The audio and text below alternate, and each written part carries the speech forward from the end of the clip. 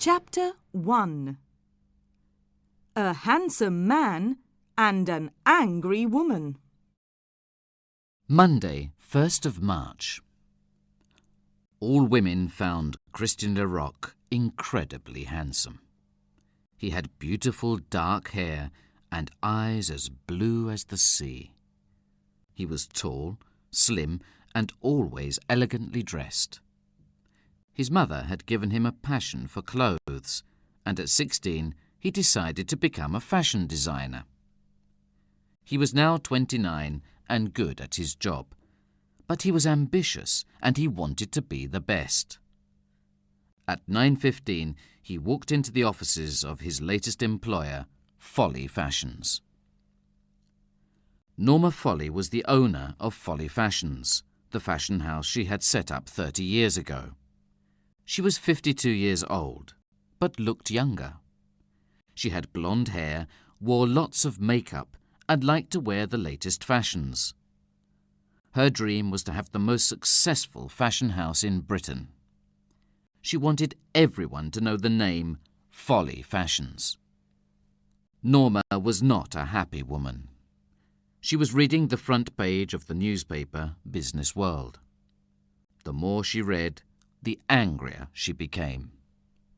She heard voices coming from reception. She got up, opened the door, and saw her new designer laughing and joking with the secretary. Good morning, Cristian.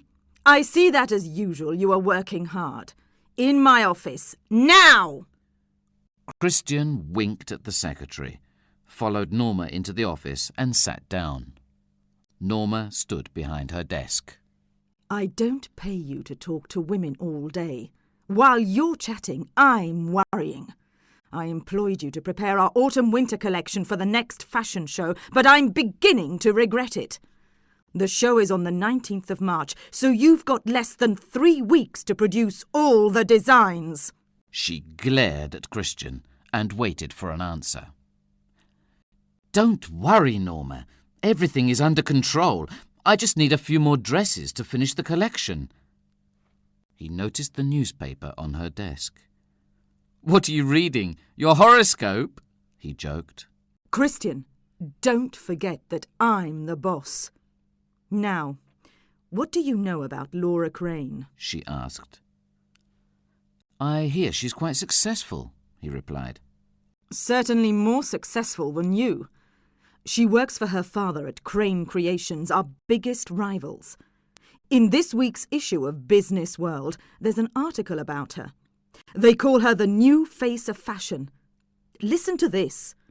Norma began to read from the article. Crane Creations has a new designer. The turnover is up by 35% and profits are increasing. They now receive orders from all over Europe. They make clothes for famous people. They are preparing their best autumn-winter collection. Cristian interrupted her to say, Okay, I understand. No, you don't! Shouted Norma. At Folly Fashions, the turnover is down, our profits are decreasing, and we have had only 3 orders from our last catalogue. Every month I have to delay payments to suppliers, and all I get from you are expense claims. I want to be bigger and better than Crane Creations. So, what are you going to do about it? Cristian smiled. Norma, soon I will make you the queen of fashion and destroy Crane Creations at the same time. I've got an idea.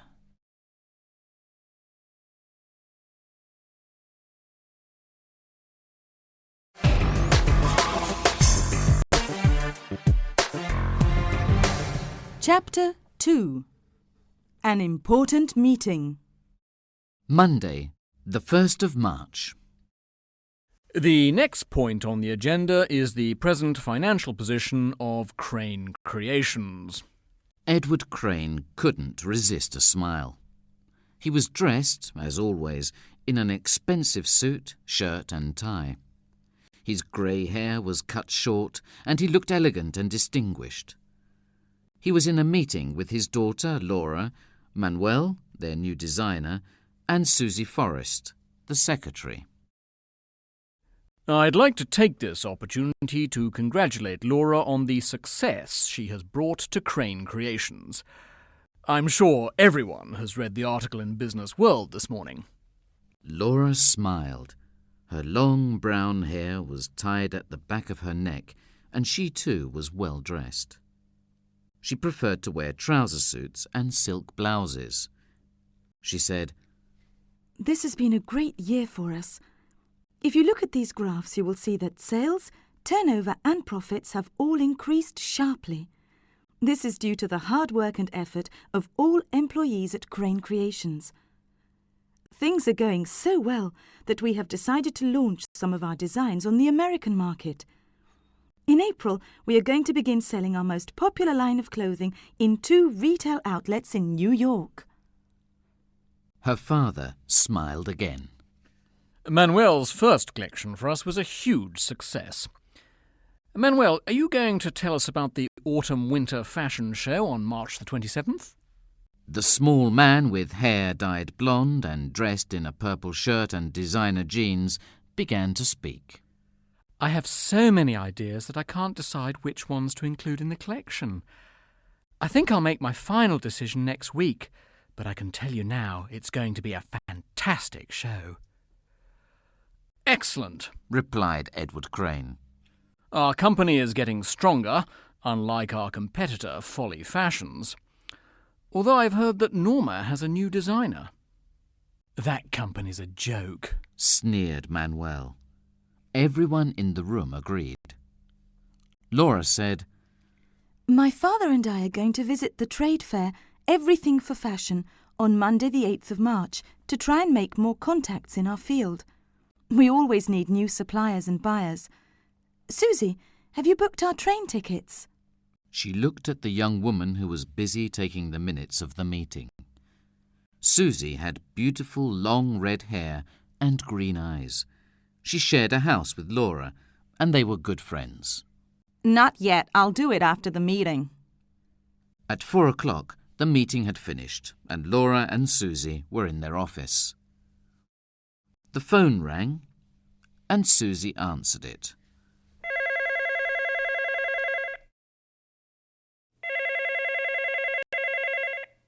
Good afternoon, Crane Creations. Can I help you? Hello. My name is Simon Robbins. I work for the UK Post, and I'd like to make an appointment to interview Laura Crane. Hold the line, please. I'm putting you through, replied Susie.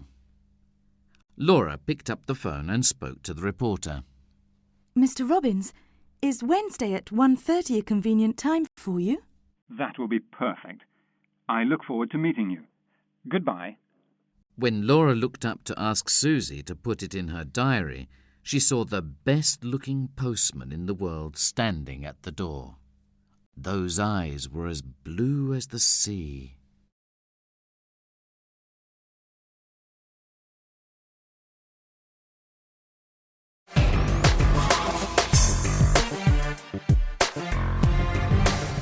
Chapter 3. A Tour of Crane Creations. Wednesday, the 3rd of March. Welcome to Crane Creations, Mr. Robbins, said Laura as she greeted the journalist in reception. Shall we begin with a tour of the offices? Simon Robbins liked Laura Crane. She seemed kind, helpful, and very intelligent. Could you give me a summary of the company history? He asked as they moved to the office area. I've only recently started writing about fashion. Well, my father, Edward Crane, is the man who founded this fashion house in 1968. At that time, he had just 6 employees, a small office, and little money. When did you move to these wonderful premises? Inquired Simon. 10 years ago. We now have a total of 50 employees, and our turnover has increased every year since 1980. And how long have you been a part of the family business? When I left school, I decided to do a degree in fashion and textiles. I graduated 6 years ago and worked in each department here to gain some experience. I've been sales manager for the past 18 months. What is your commercial strategy to ensure success in the future? Primarily to establish more contacts abroad. We believe that diversification is crucial, so we aim to introduce more lines. Our target is to increase profits by 20% each year, so we can reinvest some capital into the business. They arrived at a large door. Laura stopped and said, This is Manuel's workshop. He's the designer whose creations have brought us such success. She opened the door and shouted, Manuel, I have a journalist, Simon Robbins, with me. Can we come in? Manuel appeared almost immediately, wearing a yellow shirt and his usual jeans. Hello, Laura, He said, and then looked suspiciously at Simon. Mr. Manuel, Stuttered Simon. I'm from the UK Post. Do you like working at Crane Creations? I could work anywhere, but for now I'm happy here. Could I see your workshop?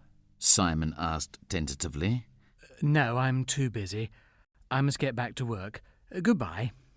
Laura smiled and led Simon away, He isn't the friendliest person here. remarked the journalist. Don't worry. Replied Laura.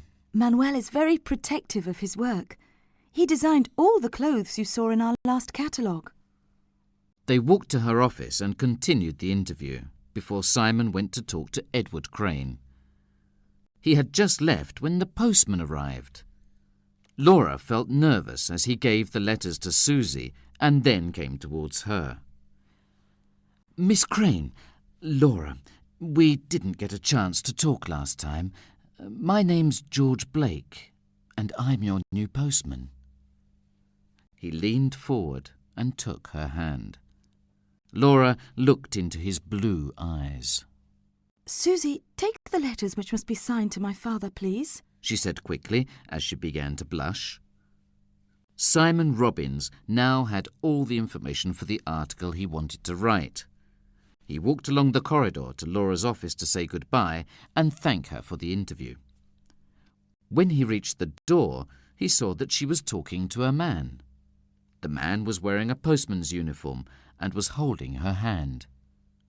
He decided not to disturb them. Laura, said George hesitantly, I'd like to ask you a question.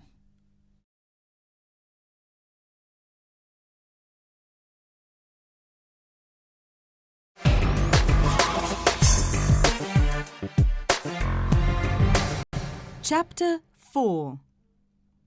A romantic dinner date. Wednesday, 3rd of March. Would you like to come to dinner with me? Repeated George. Laura came back to reality. She was dreaming of a romantic dinner date. Yes, of course I would. She replied as she looked once more into his eyes. Great, said George. I'll pick you up at 8 o'clock on Friday night. I can't wait. See you soon. And he blew a kiss as he left the office. Susie returned a few minutes later and Laura told her what had happened. Laura, are you mad? She cried. You can't go out with him. You've only met him once. But Laura was adamant. I can go out with whoever I want.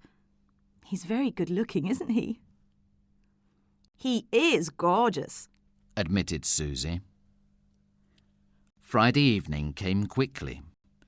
George took Laura to an expensive restaurant and paid her lots of compliments. Laura, I've been thinking of you since Monday. I've been waiting so long to meet a girl like you, pretty and intelligent. Laura wasn't used to all this attention. Tell me about yourself, she said. I only know your name. George grinned. Well, I'm a postman, but I go to night school. I'm studying to be a lawyer, but I've only been studying for 6 months. Really? Said Laura. That's great. George smiled again. What about you? Tell me about your work. It must be so interesting. Is your father's fashion house very successful? Well, yes, it is actually. We all work very hard. And who's your main designer? George inquired. His name's Manuel, and he's truly the best. Laura didn't notice the frown on George's face as he asked a third question. When's the next fashion show? It's at the end of the month. We've been preparing for it since Christmas. And are all the dresses ready? Interrupted George. He was anxious to find out as much as possible. Most of them, Laura told him. What are the plans for the future of Crane Creations? Before Laura could answer, the waiter brought their food. During the meal, George continued to ask more questions. At midnight, he took her home, and they arranged to meet for lunch at the trade fair on Monday. Laura walked into the house she shared with Susie. Susie was waiting for her. Susie, how long have you been sitting there? You won't go out with him again, will you? Asked Susie. You don't know anything about him. Laura sighed. He's such a nice man, Susie. He's really interested in me and my work, and I like him. You're so beautiful. You have a different boyfriend every week, but I haven't had a boyfriend for months. I'm right, aren't I? Susie looked at her, shook her head, and said, I'm going to bed. Before George drove home, he phoned Norma. Cristian, where have you been? I've been waiting for your call for hours. What happened? George told her that Laura had given him lots of information. She thinks I like her. He laughed. When Norma heard that the dresses for the autumn-winter collection were ready, she became even more worried. I want those designs. You have to get into the office at night. Now, listen carefully.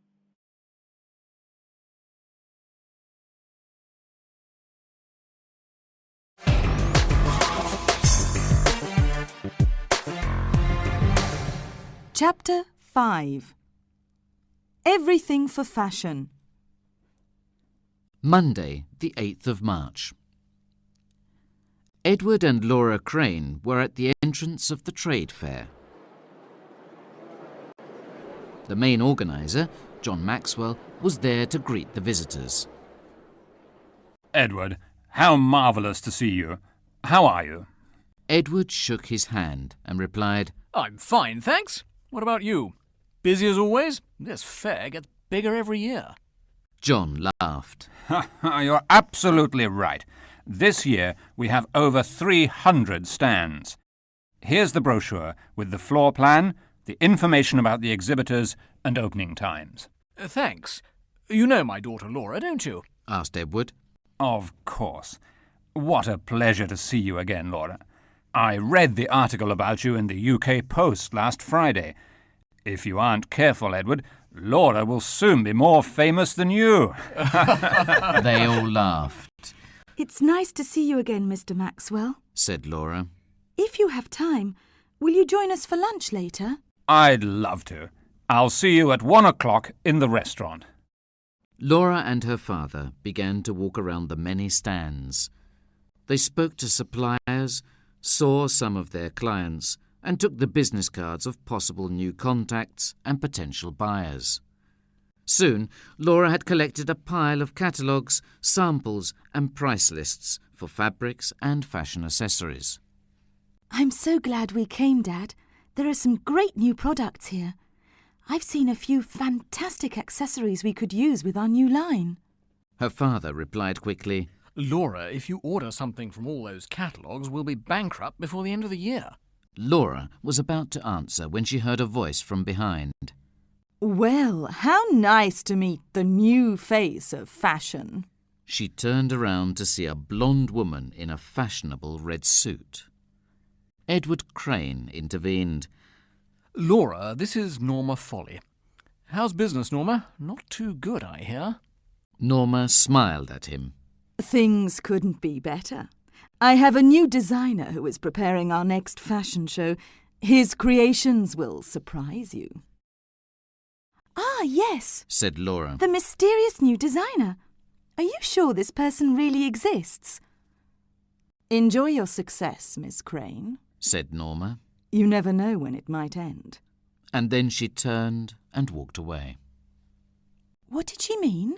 Laura asked her father. Who knows? But don't worry, she's just envious. Look, there's Mark Hill. Let's see if he has any new fabrics. They were with their supplier, Mark, for more than an hour. He wanted to get an order from them, but Laura said, I'll speak to Manuel first, and as soon as we decide, I'll send you a fax with our order.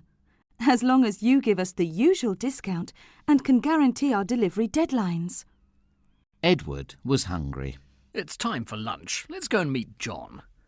As he said those words, Laura remembered that she had arranged to meet George for lunch. Dad, I'm sorry. She apologised. I'm meeting a friend. There he is now. And she pointed to George, who was coming towards them. But isn't he our new postman? Replied her father. Yes, said Laura. She introduced them and then quickly escaped with George. Mark Hill was concerned. I've seen that man before. I don't remember where, but he's definitely not a postman.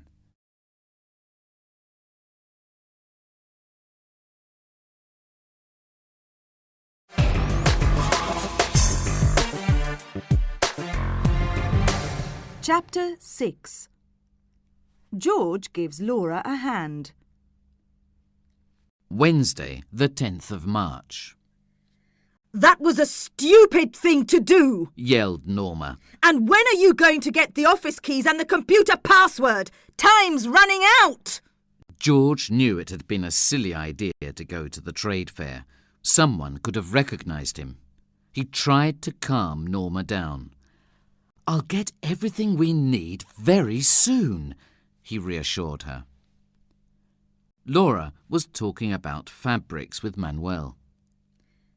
Manuel, please decide which fabrics you need. We have to send the order this morning. What about the organza and the silk in these 6 colours? He suggested. I must have only the best quality for my creations. Great. I'll fill in the order form and send a fax right away. She took a form from the file and wrote in all the relevant information for the purchase. She chose a banker's draft as form of payment and road freight as dispatch method. Then she looked up to see her father standing by the door. May I speak to you, Laura? Asked Edward. Manuel decided it was time to leave. I'm going back to the workshop, he said, and disappeared. Laura, I'm worried about your choice of boyfriend. Firstly, you hardly know him, and secondly, I don't trust him. Mark Hill says he isn't really a postman. Of course he is, replied Laura. and he's a kind, honest man. Edward raised his voice. Laura, I don't want you to see him again. Do you understand? At that moment, George appeared at the door. Hello, Mr. Crane. Nice to see you again. Laura's father glared at him and left the office without saying anything more. Laura sighed. He should mind his own business. Why shouldn't I go out with you? George noticed the order form on the desk. He's worried about you, he said. Look, it's 12:40. Why don't we go to lunch? OK, She replied. but I have to send this fax first and wait for Susie, but she'll be back by 1 o'clock. Laura, Manuel ran into the office. could you come to the workshop? I need your help. It's urgent. Laura sighed again. OK, don't panic. I'm coming. She looked at George. Can you wait here? I'll be back soon. No problem. I'll sit here and read this magazine. As soon as Laura had left, George took another order form from the file and quickly filled it in for a completely different order. Cheap nylon and acrylic fabrics. He had to change the product codes, the description, the quantity, and the unit price. Then he carefully faked Laura's signature and sent the order by fax. He put his order form and Laura's in his pocket. Laura returned and he explained, "I've sent the fax for you. There was no one here and I wanted to help. I've put the form in the file." Laura smiled. You're so thoughtful, George. I'm sorry, but there's an emergency in the workshop, so I can't have lunch with you. "Well, how about spending the weekend together instead?" he said. I'd love to. We'll talk about it tonight. As he was leaving the office, she asked, Has that important letter arrived from the USA? It's for a big order. "Not yet," replied George. When he was outside the building, he took the letter from his bag and laughed.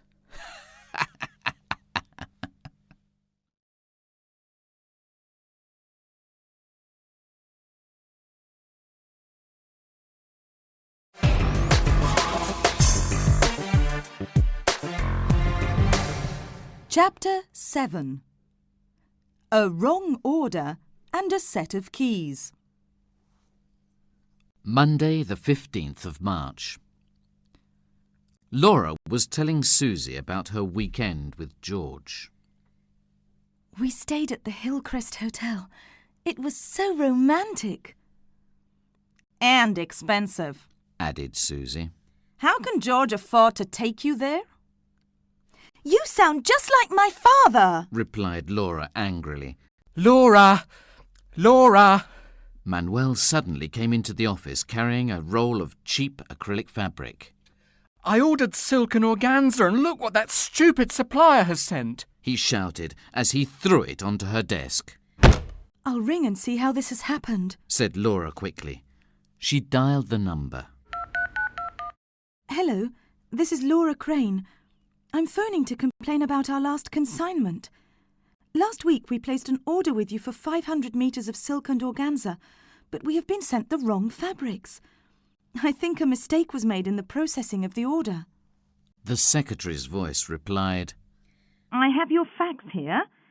It is a purchase order for our best acrylic and nylon fabrics. Laura was puzzled. She opened the order file but couldn't find the form. I don't understand.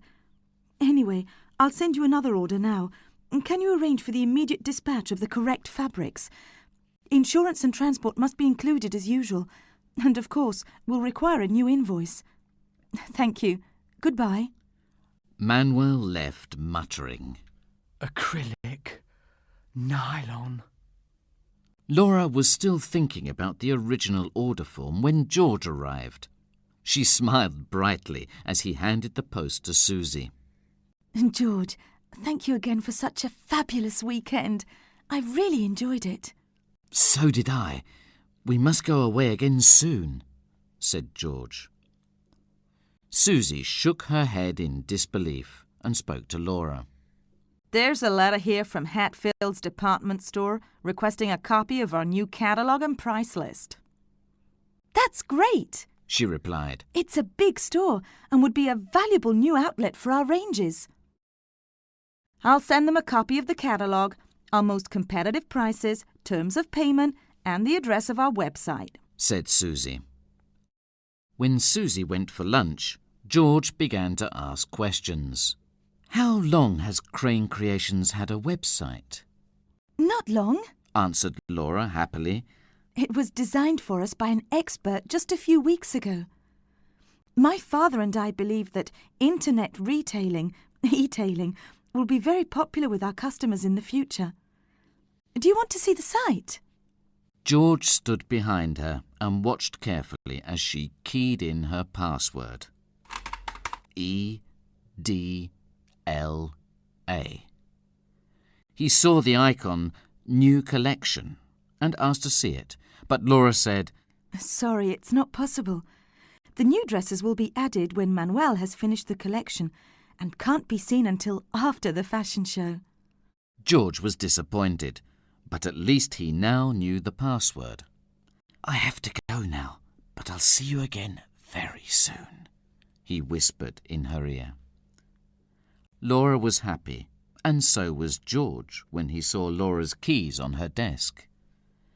As she turned to get a file from a shelf, he quickly picked them up and put them in his pocket.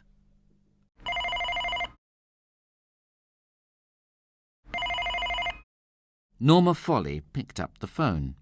It was Cristian. At last he had the password and the keys. She smiled. Now there is just one more thing we need.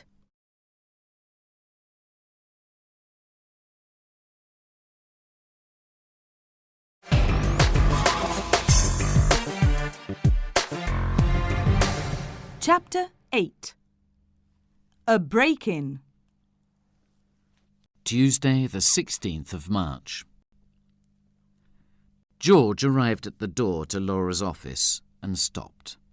The door was open and he could hear Manuel's voice. Laura and Manuel were talking about the forthcoming fashion show. George saw them from the crack in the door and heard their conversation. Laura, this is the CD with the last 3 dresses for the autumn-winter collection. They are fantastic, as you'll see. Please put the CD in a safe place, as there is only one copy. Some people would do anything to see my creations. He sighed. Laura giggled. Manuel, are you trying to take over this company? Of course not, he replied. Remember, I turned down some excellent offers to come and work here. I know, and we're very grateful, answered Laura. Now, I'll just copy the designs from the CD to my file to complete the collection, and then I'll put the CD with the others. There won't be any problem finding it again, as you're the only person here to use pink CDs and floppy disks. By the way, did I leave my keys in your workshop yesterday? I can't find them. Laura, you're turning into a very forgetful person. Maybe your mind is on other things, suggested Manuel as he saw George come in. Laura blushed. I take after my mother. She's a romantic person too. Manuel groaned and left. Susie wasn't in the office, so George gave some letters to Laura. I've come to take you out to lunch. Let's go, he said. While Laura was closing the window, George put her keys under her desk. Then, as she was walking to the door, he called to her, Laura, are these your keys? You should be more careful. There are a lot of dishonest people around. She turned to him. There they are. Thanks, George. I've been looking everywhere for them. After lunch, George took Laura back to the office and then sent a text message to Norma. It said, Tonight's the night.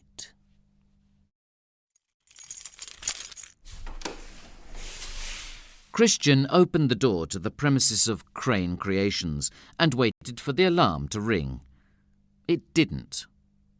This is my lucky night, he thought as he walked quickly to Laura's office. He was wearing gloves and a black jacket and had a copy of all Laura's keys. He put another key into the lock, turned it, and the door opened easily. He turned on the torch he had brought and looked around the room. It was warm, so he took off his jacket. Cristian went to Laura's desk, opened the top drawer, and found the box of CDs. He took out the pink one. He locked the drawer, switched on Laura's computer, and keyed in the password EDLA.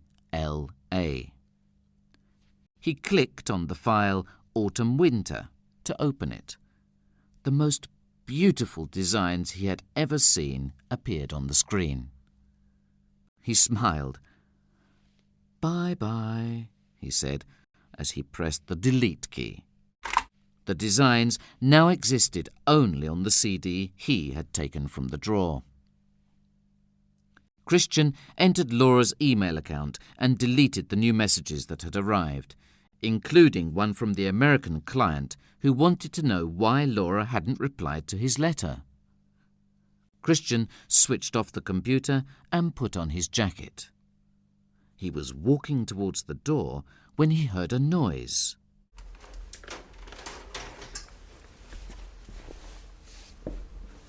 Someone was coming.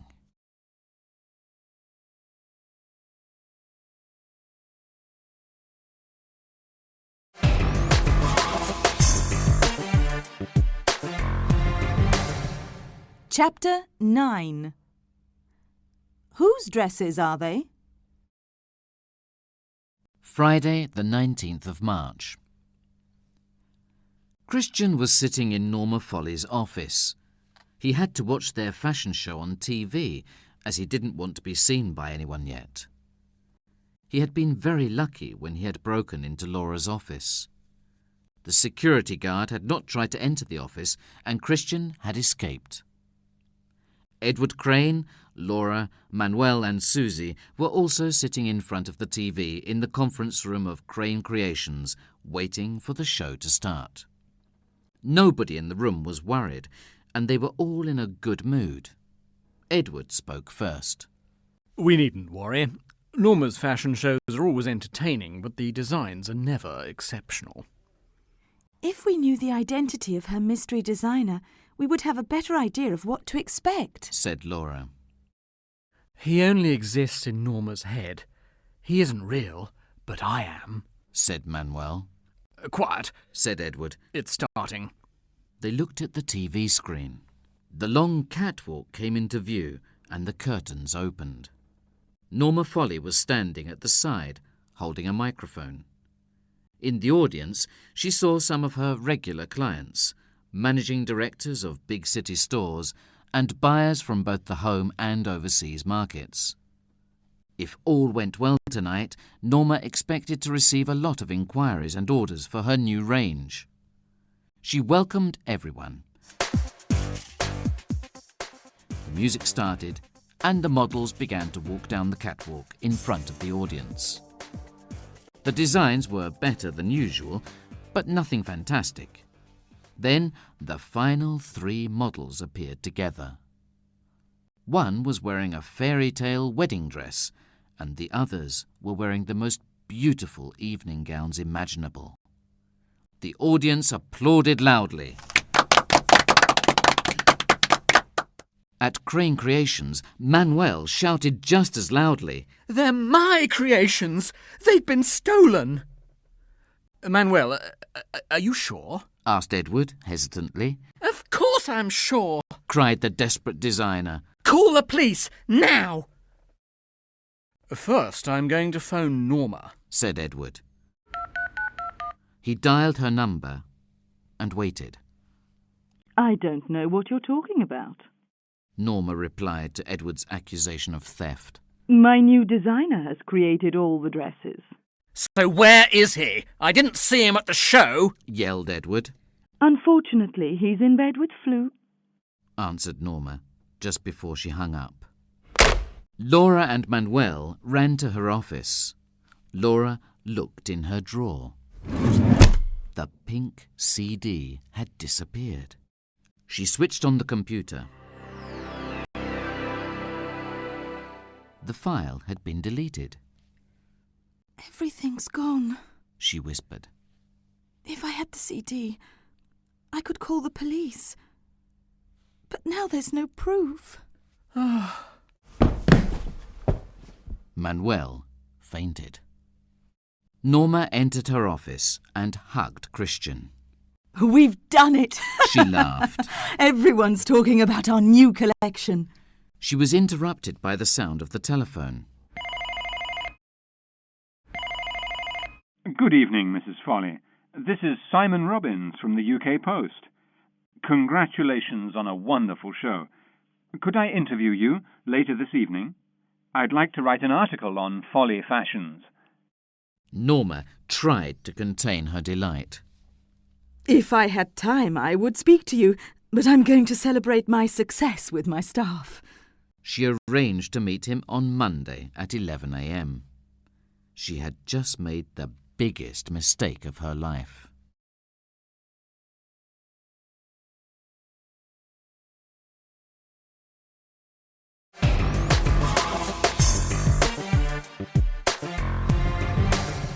Chapter 10. An Identity Revealed. Monday, the 22nd of March. Simon Robbins had never met Norma Folly. The fashion show last Friday had aroused a lot of interest in her. How nice to see you, Mr. Robbins. Welcome to Folly Fashions, said Norma. I'm afraid I don't have much time as I'm having my hair done at 12:30. What a pleasure it is to meet you at last, Mrs. Folly, answered Simon. You're looking gorgeous today, as always. Simon knew that the best way to get information from Norma was to flatter her. What a great outfit! I'm not surprised you're in the fashion business, he said, looking at the elegant dress Norma was wearing. It's lovely, isn't it? I had it made by one of my designers. So, what would you like to ask me? They had spoken for more than an hour when Simon asked, Would it be possible to meet your new designer? I'd like to congratulate him on his success. Norma was so happy that she agreed instantly. She phoned Cristian, and a few moments later he came to her office. He shook Simon's hand, and they talked for a while. Simon knew that he had seen Cristian before, but where? When Cristian refused to have his photo taken, Simon became suspicious. As he got up to leave at the end of the interview, he saw some letters on Norma's desk, and he remembered. Cristian had been at Crane Creations on the day Simon had interviewed Laura, but he had been dressed as a postman. What was going on? Edward couldn't believe his ears when Simon told him about Cristian. I knew it! I knew he was an imposter. Mark Hill was right, he cried. This Cristian is Laura's new boyfriend, and now we know why. He told Simon about the theft of the dresses. Simon asked cautiously, Are you going to tell Laura? Yes, we are. But how? Both men were looking worried when Laura came into her father's office. What's up, Dad? Edward tried to explain George's deception to her. Naturally, Laura refused to believe him. Dad, I know you don't like him, but what you're saying is ridiculous, she protested. I'm afraid it's true, apologized Simon. His name is Cristian Larocque, and he's the new designer at Folly Fashions.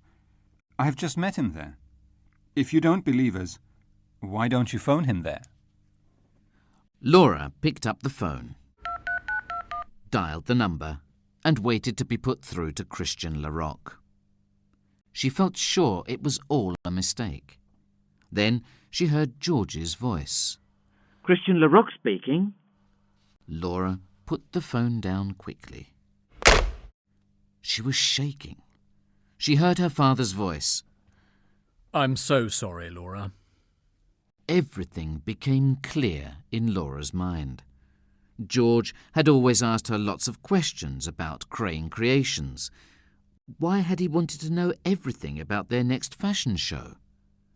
She was sure now that he had sent the fax for the order of nylon and acrylic. He had taken her keys and made a copy of them to get into her office. He had stolen Manuel's designs. He had never been interested in her. He had used her. She said, Cristian and Norma think they have been very clever. Well, I'm going to make them pay for what they've done to us. I've got a plan.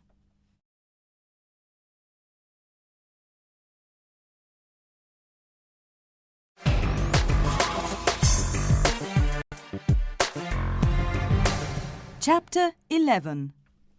Setting the Trap. Wednesday, the 24th of March.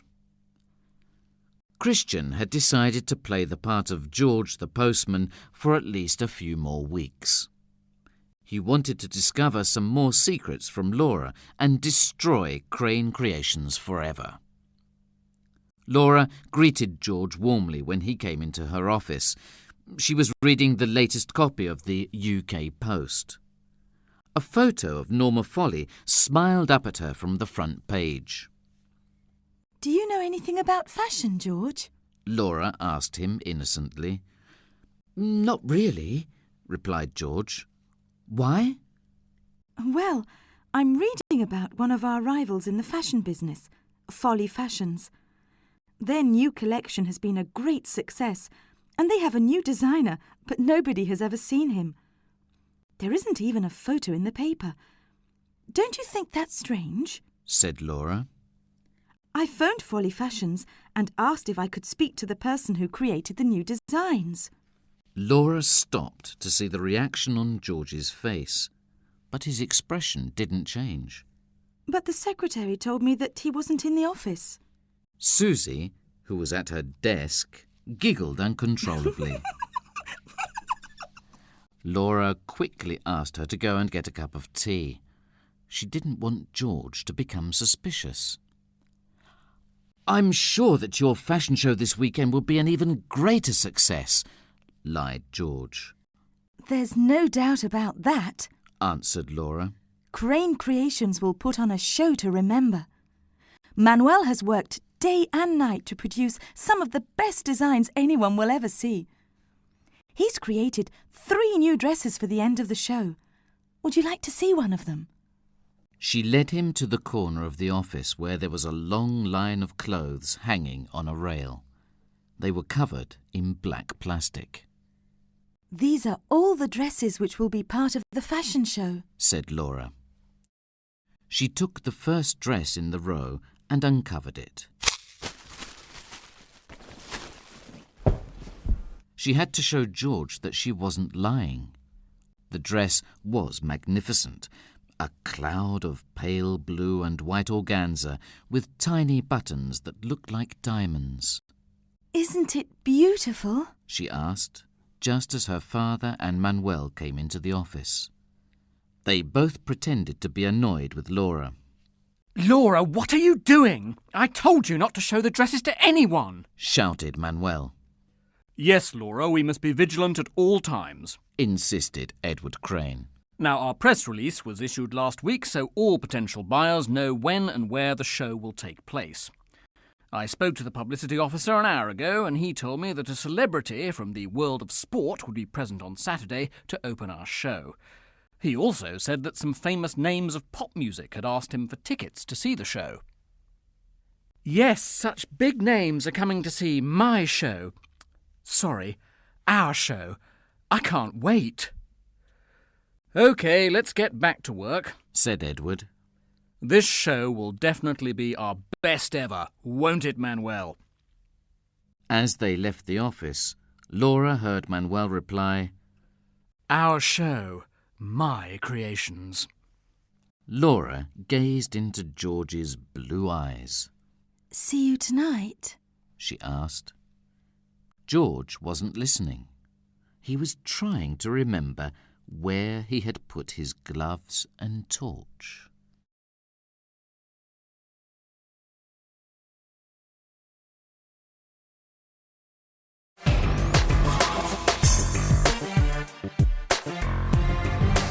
Chapter 12.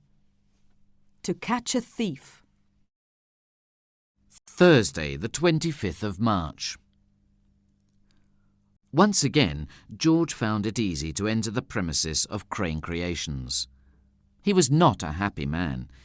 He said to himself, if Manuel hadn't designed some more dresses, this wouldn't have been necessary. He opened the door to Laura's office and quickly went in. He turned on the torch and went to the rail in the corner. Good. The dresses were still there. George smiled. He put the 2 enormous bags he had brought on the floor and began to fill them with the dresses. If Laura hadn't told him about them, the show would have been a great success. She was so trusting and naive. He filled both bags, picked them up, and began to walk to the door. At the very moment he turned off his torch, the whole room filled with light. He saw 2 policemen, and behind them were Edward, Manuel, Susie, and, of course, Laura. For a moment, No one spoke. Then a policeman said, Don't move. Put the bags down now. Laura, I can explain. Please tell the police to go, cried George. He moved towards her, but again the policeman shouted, Don't move. Laura came forward. I thought you liked me, George. If you had told me who you really were, I would have understood. I trusted you, but you betrayed me. You're just a common thief. A common thief. Repeated Manuel. A thief who stole my creations. George sneered at the group. Laura, I've never liked you. You're nothing special. He had to escape. He dropped the bags, pushed Laura to the floor, and ran to the door. Not so fast, came a voice. Edward Crane put out his foot. George tripped and fell at the feet of the policeman, who quickly handcuffed him. Surprise! The voice of Simon Robbins was followed by the flash of his camera. This scene was a great photo for the front page of the UK Post. Laura was crying. I've been so stupid. Thanks, Simon. If you hadn't seen George at Folly Fashions, he would have destroyed Crane Creations. The police arrested Cristian and took him away. On Friday evening, it seemed like the whole world was present at the fashion show for the new autumn-winter collection of Crane Creations. As expected, it was a great success. Manuel and Laura were the centre of attention, and Edward Crane was happy to see his daughter smile again. Simon Robbins was also there, and the next day the leading articles in the UK Post were about fashion. On the front page there was a photo and an account of the fashion show. At the bottom was an article describing the arrest of Cristian and Norma Folly. The photo Simon had taken in Laura's office was next to another one of Norma being arrested at her home on Thursday night. Laura was reading the paper at home. Susie, I'm never going out with another man. I've decided that I'm going to concentrate on my work from now on. Susie laughed. I don't believe you. Have you seen our new IT manager? He's so... She was interrupted by the phone. Laura answered. Hi, Laura. It's Simon. Would you like to come to dinner with me tonight?